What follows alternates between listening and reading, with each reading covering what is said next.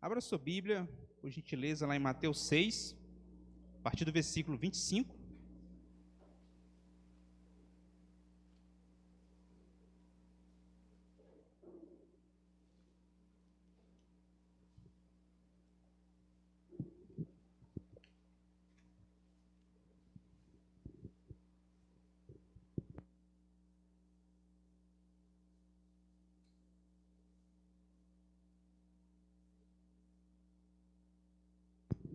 Mateus, capítulo 6, a partir do verso 25. Uma continuação do sermão passado. Jesus vai agora trazer à prática tudo aquilo que ele falou um pouco acima. Diz assim a palavra de Deus, Mateus 6, a partir do versículo 25. Por isso digo a vocês, não se preocupem com a sua vida, quanto ao que irão comer ou beber, nem com o corpo, quanto ao que irão vestir. Não é a vida mais do que o alimento, e não é o corpo mais do que as roupas? Observem as aves dos céus, que não semeiam, não colhem, nem ajuntam em celeiros. No entanto, o Pai de vocês que está no céu a sustenta. Será que vocês não valem muito mais do que as aves?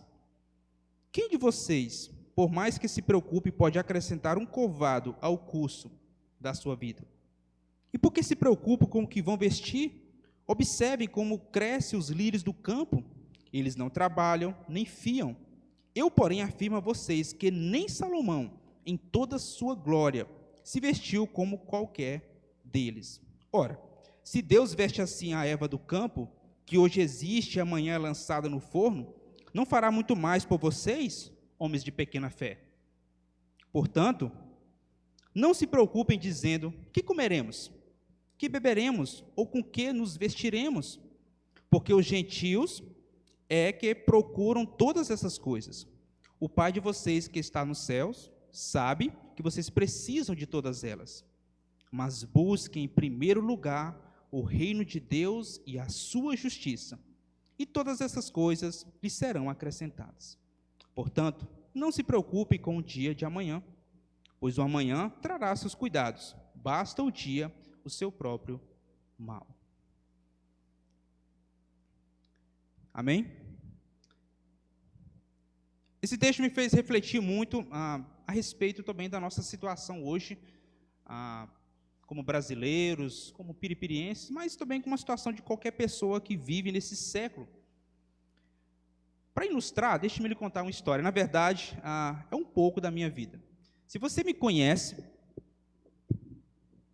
sabe que eu gosto muito de desenho. Mas não diria desenho, eu gosto de anime. Anime é um desenho japonês, e tem um que tem um lugar muito especial no meu coração.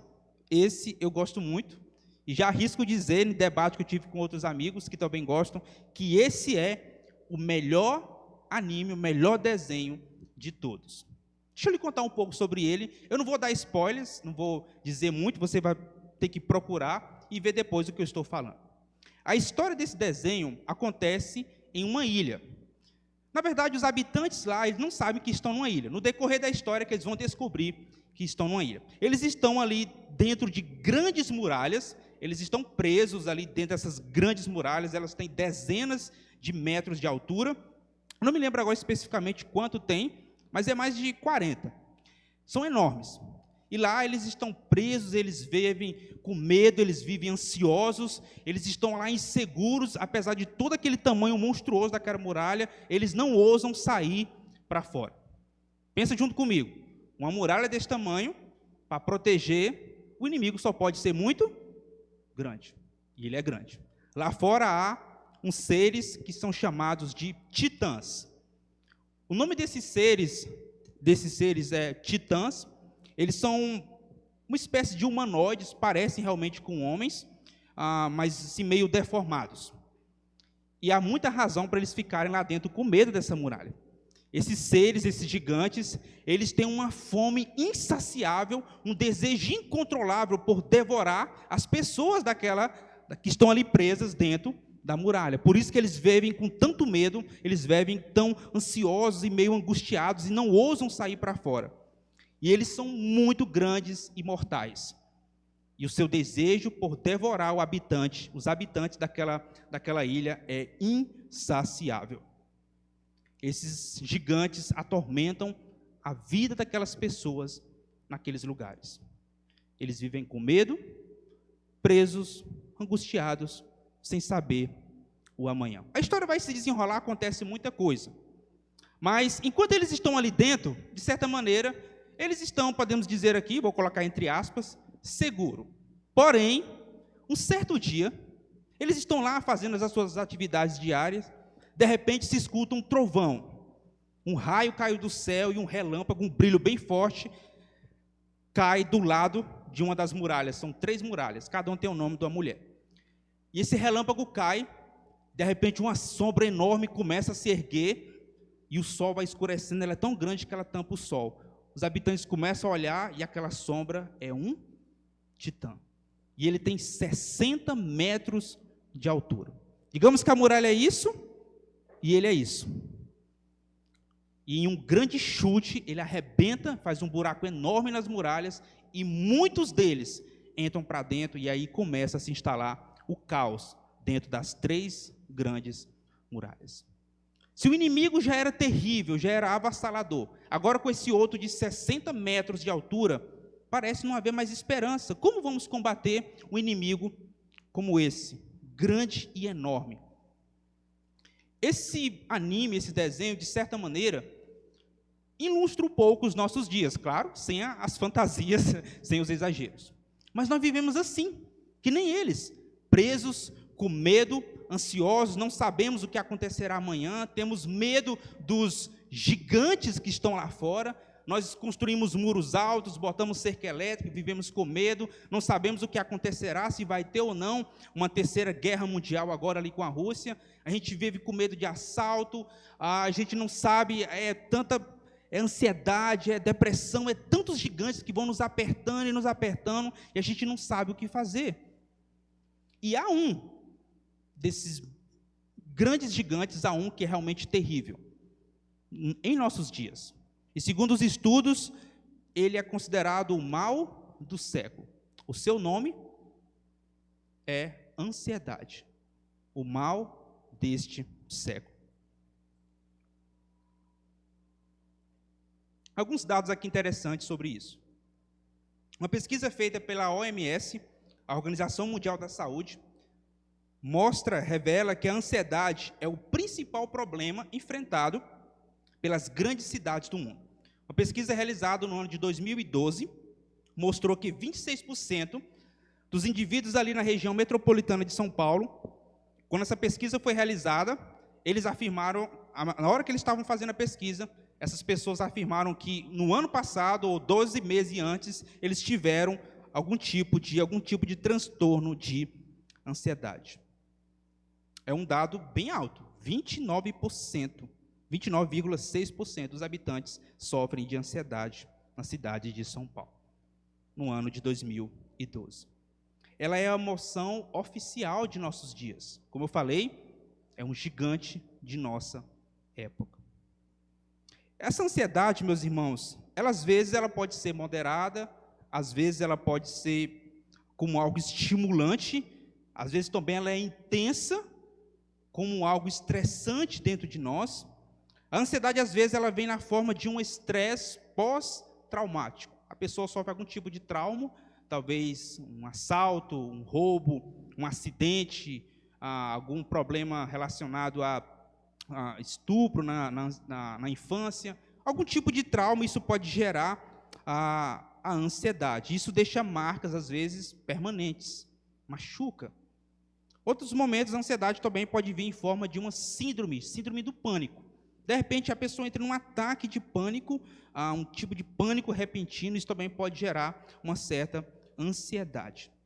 Esses dados, eu não sou especialista para falar sobre isso. Você pode pesquisar mais a fundo, entrar no site da OMS, e você vai ver dados mais interessantes. A minha ideia aqui, meus irmãos, é apenas trazer dados simples, para que vocês possam ver o tamanho desse gigante e possam enxergar o quadro geral do que nós estamos vivendo em nossas épocas. A ansiedade é o mal do século. A pergunta é, como podemos vencer esse mal que tem afligido tantas pessoas? É possível vencer? A resposta é um sonoro sim, é possível vencer. Eu falei no início que eu gostava daquele anime. Lá na história, em um determinado momento, aquelas pessoas conseguem desenvolver, lá no anime chamado Titã de Ataque, né? Eles conseguem desenvolver um tipo de arma. É bem interessante as armas que eles usam. É uma arma a propulsão, tipo como se fosse uma arma a vácuo, onde eles podem se locomover. E aí parece, meus irmãos, raiar uma certa esperança. E por meio dessas armas, esse tipo de mecanismo, eles conseguem alcançar as primeiras e tão sonhadas vitórias sobre esses seres que nunca tinham ganhado em um combate corpo a corpo com um deles. Mas até que eles comecem a ter o primeiro êxito, as primeiras vitórias, muito sangue ainda ia ser derramado. À medida que você vai assistindo as temporadas, o anime é bem sangrento, ele realmente não é para menores de idade, mas muito sangue é derramado até conseguir as primeiras e míseras vitórias. De certa maneira, isso já é um pouco diferente da nossa realidade. Nós não precisamos desenvolver nenhum tipo de arma para vencer o mal, o gigante dos nossos tempos. Nós já temos aqui a arma perfeita em nossas mãos. Deus já tomou a iniciativa, nos deu a sua palavra. O nosso Pai fez isso por nós. O que precisamos fazer agora é se armar da palavra de Deus para combater esse gigante. Se lá no Titã de Ataque, muito sangue teve que ser derramado para que os primeiros pudessem vencer e trazer um pingo de esperança para a geração futura, nos nossos dias também é diferente. Apenas um teve que derramar sangue, uma única vez, e isso foi o suficiente. Se lá muitos deram a vida, em nossos dias, na nossa realidade aqui, apenas um teve que derramar o seu sangue. E ele triunfou, ele venceu. Portanto, nós podemos agora sim ter uma confiança inabalável diante desse gigante chamado ansiedade. Confiança, essa é a palavra. Confiança inabalável naquilo que Cristo fez para enfrentar a ansiedade. Você tem confiado? Diante dos seus problemas, você enfrenta os seus gigantes, sejam eles quais forem. Você tem confiado? Em quem você tem confiado? Ou em que você tem confiado? O Sermão do Monte, se você vem acompanhando, em muitos momentos, Jesus ao pregar, é necessário que seus discípulos, eles deem uma resposta. Ele prega e é necessário uma resposta. Não aparece a resposta, mas ela é interna no coração de cada um. E essas duas perguntas que eu acabei de fazer também são necessárias uma resposta. Em quem você tem confiado ou em que você tem confiado? Vamos relembrar um pouco sobre o Evangelho de Mateus, antes de nós entrarmos aqui no texto propriamente dito. O Evangelho de Mateus é a narrativa do rei. É a chegada do rei, é a apresentação do rei. E em todo o Antigo Testamento, essa era a expectativa. Quando vai vir aquele prometido por Deus que vai esmagar a cabeça da serpente? Será aquele? É esse? Eu acho que é esse. Não, não é esse. E assim, os autores vêm naquela expectativa de quando aparecerá o rei bendito de Deus. Onde está aquele que de uma vez por todas vai nos livrar das aflições do pecado? Será esse? É esse? Não, não é esse. Quando é que o reino de Deus será estabelecido? Será agora? Não, é dessa vez? Não, não é agora. E assim os autores vivem nessa expectativa de quando virá o rei. Quando chegamos no Evangelho de Mateus, ele quer nos mostrar que o rei chegou, ele veio. Porém, ele exige algo de seus seguidores. Então o rei começa a ensinar algumas coisas que são necessárias para que os seus súditos entrem em seu reino. Isso exige uma resposta. Por exemplo, no texto anterior, se você veio domingo passado, se não, permita-me lembrar um pouco. Cada um desses itens exige uma resposta. Os seguidores precisam dar uma resposta. há 2 tesouros, verso 19 a 21. Qual tesouro você tem escolhido? Um desses tesouros está no céu. O outro, talvez você acumule aqui na terra. Qual você vai escolher? Há 2 visões diferentes. Olhos que são bons e olhos que são maus. Verso 22 a 23. Qual é a visão que você tem tido a respeito do reino de Deus? Existem 2 senhores. Verso 24. Pergunta: qual desses você escolheu? Que decisão iremos tomar? A escolha errada, meus irmãos, elas podem trazer consequências terríveis. Terríveis, terríveis. Mas a escolha certa de um desses aqui, ela pode trazer descanso. Descanso eterno, mas também descanso que pode ser experimentado aqui, nesta terra. Descanso experimentado aqui, nessa terra. Podemos desfrutar já desse descanso. Em quem você tem confiado. Eu quero ver com vocês, nessa noite, que o texto de Mateus, capítulo 6, a partir do verso 25, vai falar a respeito dos filhos. Os filhos do reino descansam no cuidado amoroso do Pai. Os filhos de Deus, os filhos do reino, descansam no cuidado amoroso do Pai. Se nas pequenas coisas da vida ele demonstra maravilhoso cuidado, isso é visível, nós vamos ver já já, o que dirá de nós, os seus filhos? Isso que iremos ver. Os filhos do reino descansam no cuidado amoroso do Pai. Vamos ver então como é que o texto está estruturado, como é que Jesus monta aqui o seu argumento. Ele vai começar falando a respeito dessa confiança inabalável. Ele começa primeiramente apresentando o problema. Você vai ver no verso 25, esse é o X da questão, esse é o problema que todo filho de Adão enfrenta depois da queda. Está aí o problema. Depois ele vai dar 2 exemplos. Você pode ver aí no verso 26 até o verso 30, ele vai dar 2 exemplos para ilustrar o seu ensino. A partir do verso, então, 31, mais especificamente 31 e 32, Jesus vai mostrar que os filhos do reino têm uma vida distinta dos demais. E, por último, ele vai mostrar o cerne do assunto, ele vai fechar aí no verso 33, que é o ponto final onde ele quer chegar, o assunto principal. Vamos então começar, verso 25. Acompanhe na sua Bíblia, nós vamos ler mais uma vez a respeito de que os filhos do reino descansam no cuidado amoroso do Pai. Verso 25.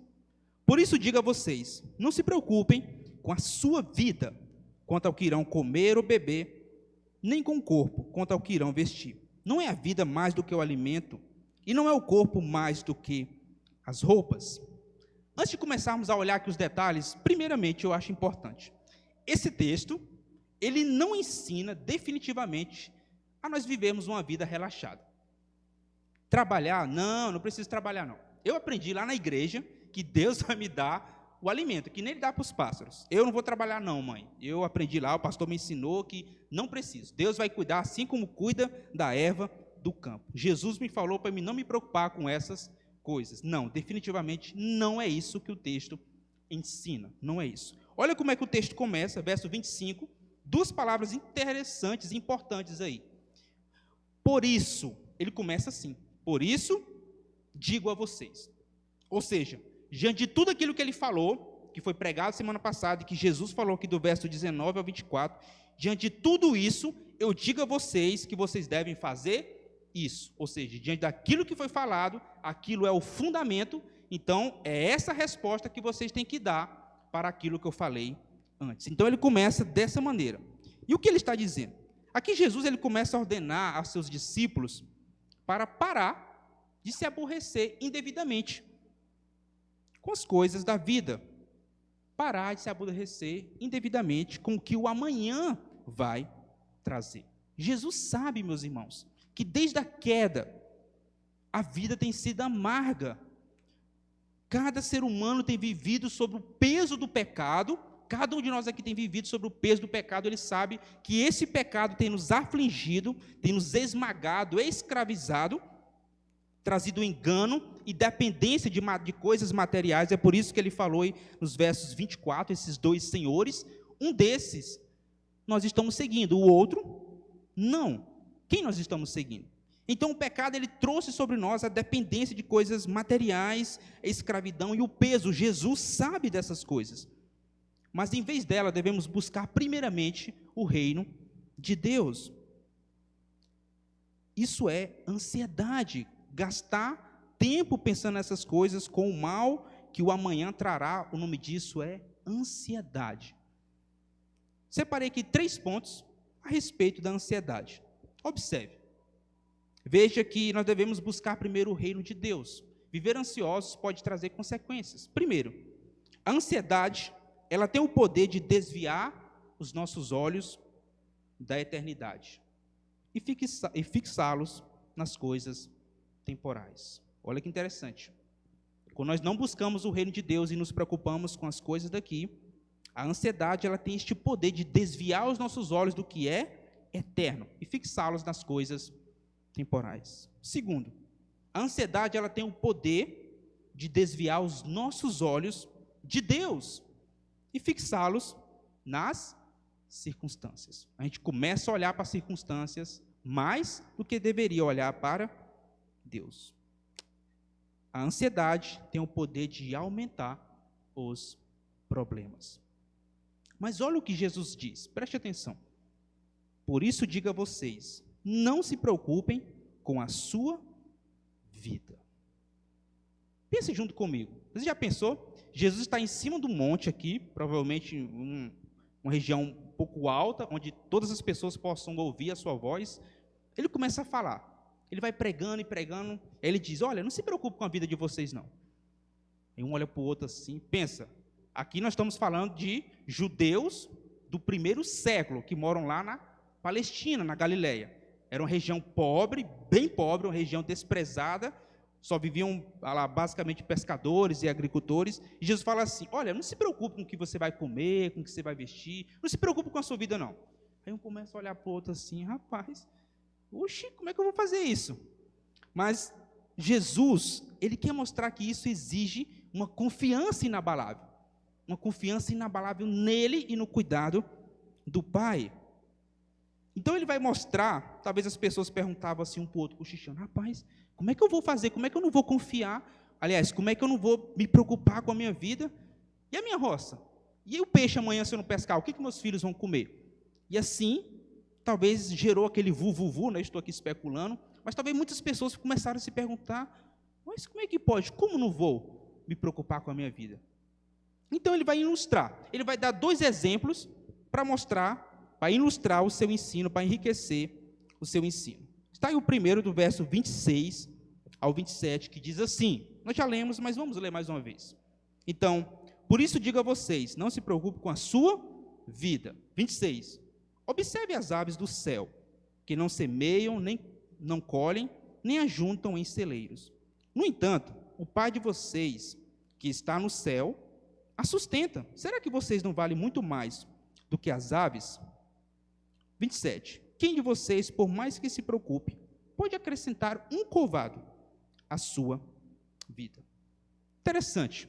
Jesus, então, ele traz aqui uma ilustração simples, algo que todo olho pode ver, pessoa que enxerga nitidamente pode observar a criação, e trouxe algo comum do dia dele. Então ele diz, olha para as aves. Talvez nesse momento as pessoas começaram a olhar. Você está vendo Deus cuidando delas? Você está vendo elas passar fome? Verdade. Talvez eu comece a imaginar como é que as pessoas reagiriam a esse ensino. Jesus começa a mostrar aqui, irmãos, que se estamos preocupados com a roupa, questão de comida, com o que vai ter amanhã, isso mostra o quê? Que eu não aprendi nada com a criação. Que eu não aprendi nada com Gênesis 1, 2 e assim em diante. Quando eu olho de maneira ansiosa para a vida, mostra que eu não aprendi nada com a criação. Podemos ver, meus irmãos, que a ansiedade, ela não deixa a gente olhar para o cuidado de Deus na criação. ele falou assim: olhe para as aves. Talvez as aves, meus irmãos, era a coisa mais comum, talvez tinha ali por trás das árvores, não sei, em cima deles voando, mas talvez as pessoas nunca tinham olhado e observado. Rapaz, é verdade, olha, não tinha pensado nisso. Sabe que é verdade, elas não se preocupam, mas é necessário Cristo vir, chacoalhar eles e dizer: olha para ali, veja, o que Deus tem feito. Deus tem cuidado da criação, e isso é claramente visível. Olhe para as aves. Elas não vivem em desespero quanto ao amanhã. A ansiedade pode nos levar a perder a alegria de hoje por causa do medo de amanhã. No verso 27, ele fala algo interessante no final. Quem de vocês, por mais que se preocupe, pode acrescentar um corvado à sua vida? Jesus ensina aos discípulos que a preocupação, em vez de alongar a vida, ela pode encurtá-la. Quem pode acrescentar algo a mais se preocupar com a vida? A ansiedade, ela nos mata pouco a pouco.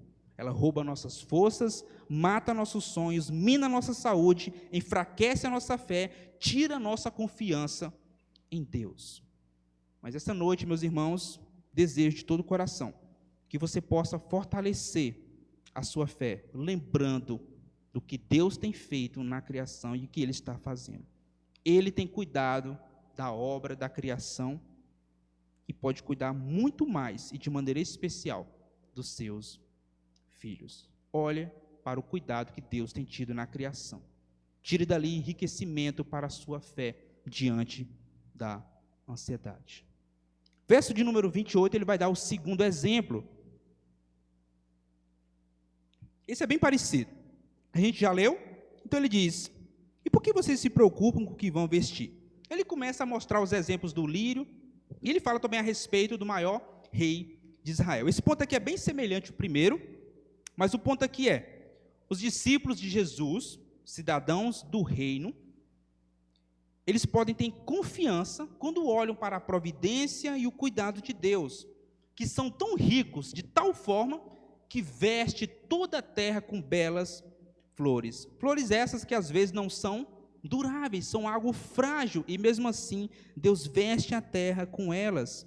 E ele cita o exemplo de Salomão, o maior rei no sentido mais rico, pode-se dizer assim, mais extravagante rei de Israel.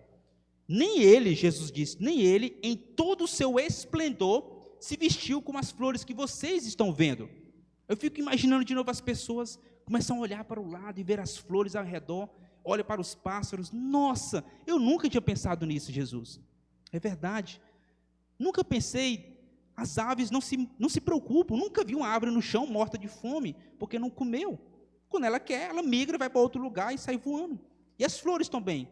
Ninguém está plantando, e elas nascem aqui. Nossa, eu fico pensando nas pessoas ouvindo essas palavras, aquilo que era tão próximo dos seus olhos, mas elas nunca tinham visto. Meus irmãos, o que podemos aprender aqui nesses dois pontos a respeito da providência de Deus e o cuidado do Senhor contra a nossa ansiedade? Somos chamados a olhar para esses dois exemplos e ver o governo e o cuidado de Deus sobre todo o universo. Mas não é apenas isso. Por quê? Também somos chamados a olhar para as pequenas coisas também. No capítulo 6 inteiro, meus irmãos, ele fala sobre o verdadeiro relacionamento com Deus. Se você acompanhou desde as primeiras pregações no capítulo 6, desde o início até aqui, esses textos ele fala a respeito do verdadeiro relacionamento com Deus. E o verdadeiro relacionamento com Deus é olhar para a glória de Deus em toda a criação e o seu cuidado, mas também o verdadeiro relacionamento é visível nas coisas pequenas, é olhar para as pequenas coisas da vida e ver o cuidado de Deus sobre ela, coisas essas que são frágeis e às vezes até insignificantes. Uma flor que está ali, amanhã seca, mas nasce outra, e assim Deus vem cuidando. Olhem para o que Deus tem feito na criação, não vivam ansiosos. Confiem em Deus, fará muito mais por vocês que são filhos. Então Jesus chama eles, olhem para a criação, vejam o que Deus tem feito por ela, e dali tire forças contra a ansiedade. Deus ama e fará ainda mais por vocês que são seus filhos. O problema, irmãos, não é as dificuldades. Eu não quero aqui chegar a subir e dizer que elas não existem. Sim, elas são muitas. Elas nos afligem, cada um de nós passa por elas. Mas o problema não são as dificuldades. O problema é a falta de fé diante delas. Jesus sabia. Aonde ele estava era uma região pobre, afligida, esquecida pelo império, massacrada pelos romanos. Ele sabia que era um povo difícil, um povo sofrido ali na Galileia, no primeiro século. Mas ele não colocou o ponto nas dificuldades. O ponto é a falta de fé diante dela. A ansiedade é a incapacidade de crer que Deus fará o melhor. Os filhos do reino descansam no cuidado amoroso do Pai. E isso é um diferencial para mim e para você, que entregou a vida a Jesus Cristo. Uma vez que somos filhos, Deus tem cuidado de nós. Enquanto isso, nós estamos descansando, priorizando o seu reino. É por isso que na terceira parte, Jesus, o rei, vai chamar aqueles que querem entrar em seu reino.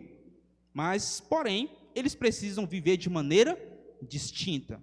Olha só o que vai dizer o verso 31 e 32. Os filhos do reino devem ser distintos. 31 e 32.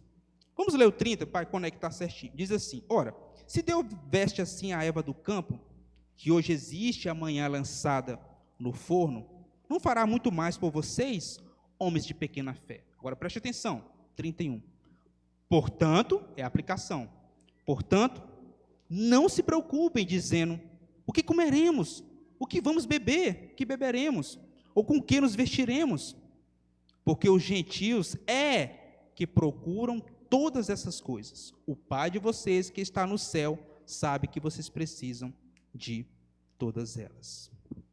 Porque os gentios que procuram essas coisas. Os filhos do reino vivem e são distintos dos filhos do mundo. Os discípulos, eles devem levar justamente isso que eu estou falando. Devem levar uma vida distinta dos pagãos, daqueles que não amam a Deus, e essa deve ser uma marca. Nós caminhamos tranquilo, porque estamos sob o cuidado paternal de Deus. Ele nos sustentará, essa é uma marca tranquila. Meus irmãos, eu acho impressionante a pessoa pregar sobre um Cristo, um Jesus, e viver aterrorizado com o futuro. Você já encontrou pessoas assim? Pregam sobre um Deus, sobre Jesus, mas vivem de maneira aterrorizada quanto ao futuro. Isso é um testemunho para o mundo. O crente, enquanto ele está caminhando seguro, o mundo está no caos, o crente deve caminhar seguro, pois ele é filho do Pai. Ele deve descansar no cuidado do Pai, confiar em seu amor. Como pode pregar a fé e viver ansioso, aterrorizado quanto ao futuro? Como é que eu posso falar de uma vida eterna nos céus se eu estou inseguro com as coisas aqui da terra? Não faz sentido isso. Devemos levar uma vida distinta. Jesus fala que isso é uma característica daqueles que não conhecem a Deus. Verso 32. Veja que há um porquê, ele está explicando porque os gentios que são assim. Eles que procuram essas coisas. Vocês não devem ser assim. Eles não conhecem a Deus. Eles gastam seu tempo acumulando riquezas, eles colocam toda a sua confiança em homens, em bens materiais. Isso é o que você está vendo lá, que foi pregado passado, verso do 19 até o 24. Os tesouros no céu. Os pagãos que fazem isso, eles acumulam tesouros na terra. Mas os filhos do reino não, eles buscam os tesouros do céu. Em vez de buscar, meus irmãos, coisas materiais, o discípulo deve gastar tempo naquilo que tem um significado muito maior. Naquilo que tem um significado maior. Olha o que diz o verso 33. Caminhando para o final, ele diz assim: porque os gentios que procuram todas essas coisas. O Pai de vocês, que está no céu, sabe que vocês precisam de todas elas. Mas busquem em primeiro lugar o reino de Deus e a sua justiça. E todas essas coisas lhes serão acrescentadas. Eu separei aqui um trecho bem interessante de um autor canadense, um teólogo bem conhecido no meio evangélico. Seu nome é D.A. Carson. Ele falou o seguinte: descobri antes de ontem que ele não é americano, jovem, ele é canadense.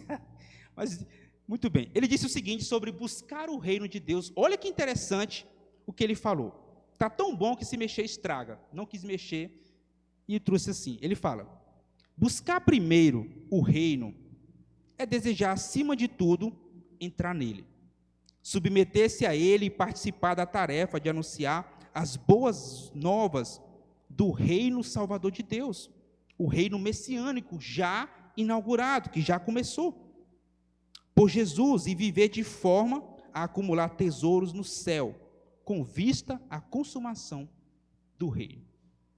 Buscar primeiro o reino é desejar, acima de tudo, entrar nele e participar dele, anunciar as boas novas do reino salvador de Deus, o reino inaugurado por Jesus, e viver de tal forma que eu vou acumular tesouros no céu, pensando, visando a consumação final do grande reino. Essa é a marca do cristão. Pelo menos deveria ser a nossa marca. Buscar aquilo que tem um significado maior e eterno. Antes de passarmos para o final, eu gostaria de fazer algumas perguntas sobre isso. Reflita um pouco sobre isso. Como tem sido, meus irmãos, a sua maneira de viver neste mundo? O Evangelho de Mateus vem afirmando constantemente que nós somos cidadãos do reino de Deus. Muito bem, a pergunta é: como vivemos então agora no mundo, uma vez que eu sou um cidadão do reino? Eu estou descansando no cuidado de Deus? A fé que eu prego e vivo está de acordo realmente? Tenho descansado no cuidado de Deus, ou eu vivo ansioso, sem saber o que irá acontecer? A oração do Pai Nosso, ela deve ser relevante para nós. Olha o que diz a oração do Pai Nosso, que Jesus ensina nos primeiros 2 versículos. Portanto, orem assim: Pai Nosso, que está nos céus, santificado seja o teu nome. O que ele está dizendo? Que todos saibam que o teu nome deve ser santo. Venha o teu reino e seja feita a tua vontade, assim na terra como no céu. O que é isso? Desejo por ver o reino de Deus crescer. E enquanto isso, enquanto eu priorizo o reino de Deus, enquanto eu desejo ver o reino de Deus crescer, como eu vou me comportar enquanto tudo isso acontece? Descansando no cuidado amoroso de Deus, não vivendo ansioso quanto ao amanhã. Outro ponto: você tem desejado então realmente o reino de Deus? Você deseja de verdade que o reino cresça e que esse reino mude muitas realidades, talvez na sua família, talvez aquele filho que você prega e fala do evangelho para ele e ele fecha os olhos, ele não quer ouvir a respeito de Jesus? Você deseja que ele realmente faça parte do reino e você tem gastado os seus esforços para isso? Talvez aquele vizinho que tem atormentado, talvez aquele patrão que tem transformado a sua vida no inferno, mas você tem desejado que o reino cresça para que os seus padrões, os padrões do reino, avancem sobre a terra e traga realmente mudança. Nós, como cidadãos do reino, devemos desejar o progresso do reino e, enquanto isso, podemos descansar no cuidado do Pai. Pense um pouco sobre isso, como está o seu desejo a respeito do reino de Deus. No final, voltando ao texto, verso 33 e 34. Depois que ele finaliza Jesus a respeito da prioridade, da máxima que cada discípulo deve ter e a sua vida distinta, que ele falou acima, ele fala: mas busque em primeiro lugar o reino de Deus e a sua justiça, e todas essas coisas lhes serão acrescentadas. Portanto, ele aplica de novo: uma vez que eu busco em primeiro lugar o reino de Deus, portanto, não se preocupe com o dia de amanhã, pois o amanhã trará os seus cuidados. Basta o dia o seu próprio mal.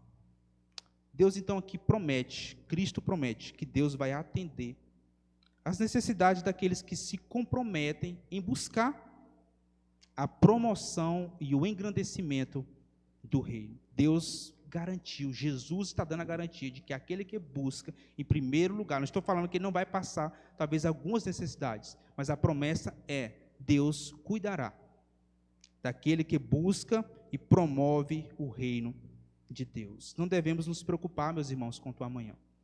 Os gigantes estão lá fora, a ansiedade é um dos maiores dele, ele nos aflige, ele quer nos devorar, nos esmaga, nos devora, mas Deus é mais que suficiente em graça para sustentar cada um de nós. Eu não estou dizendo que eles não existem, os gigantes são reais, mais aterrorizantes do que o anime que eu estou assistindo, está rolando ainda, mas eles são terríveis, mas Deus é suficiente, mais que suficiente em graça para nos sustentar. Não vamos desperdiçar o hoje, ficando preocupado com o amanhã. Eu fiz uma pergunta no início, em quem você tem confiado? Em quem ou em que você tem confiado? A gente vai fazer o seguinte, nós vamos cantar ao Senhor agora, e à medida que a gente for cantando, enquanto a gente for adorando a Deus, vai pensando um pouco sobre isso. Como está o seu coração? Ele está dividido? Ele está preocupado com muitas coisas, de tal forma que não sobra espaço para Deus? Como está o seu coração? Ele vive ansioso por cada notícia que aparece na internet? Como você está? Está sem esperança que Deus pode fazer o melhor para você? Nós vamos cantar, e à medida que a gente canta ao Senhor, faça desta música a sua oração. Depois nós vamos voltar aqui e encerrar.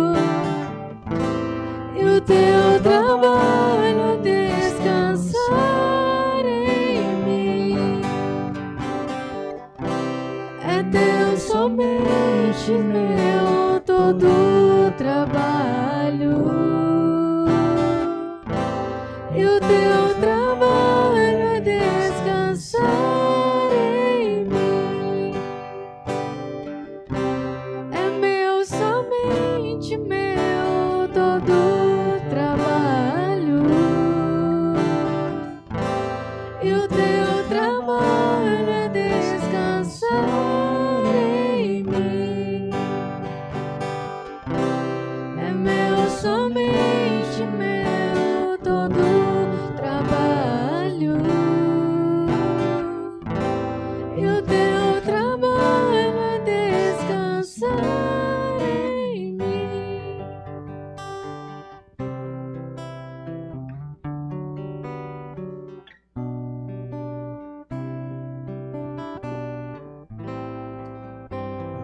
Vamos ficar de pé, vamos orar ao Senhor para encerrarmos. Hoje aprendemos a respeito de uma confiança inabalável dos que buscam o reino de Deus. Essa é a nossa esperança, que podemos ter uma confiança inabalável quando buscamos em primeiro lugar o reino de Deus, porque os filhos do reino descansam no cuidado amoroso do Pai. Senhor nosso Deus, nós agradecemos por tudo que o Senhor fez e está fazendo por nós. Obrigado, Deus, porque hoje nós estamos aqui como igreja, ouvindo o Evangelho, ouvindo as palavras das Escrituras que confortam, Senhor, e consolam o nosso coração. Nesse exato momento, muitos já foram. Ó Pai, a pandemia assolou o mundo, mas nós estamos aqui, Senhor, é um testemunho do Teu cuidado, de que aqui nenhum pereceu, Senhor, mas o Senhor cuidou da Tua amada igreja, assim como tem cuidado de toda a obra da criação. Senhor, nos ajuda a olhar para esse texto e fazer dele real em nossas vidas. Admitimos a nossa incapacidade, Senhor, muitas vezes de acreditar no que está aqui. Senhor, pelo Teu Espírito, nos conduz a sair pelas portas com esta confiança inabalável de que o Senhor é bom e o Teu amor dura para sempre, principalmente sobre a Tua igreja amada, Senhor. Ó Pai, nos conduz, Deus, em segurança. Não permita que o nosso coração fique dividido, ansioso e trêmulo quanto ao amanhã, mas que possamos descansar como filhos verdadeiros do reino do Senhor. Em nome de Jesus. Amém. Deus abençoe. Não vai antes de passar ali na cantina. Tenha uma ótima semana, irmãos. Deus abençoe.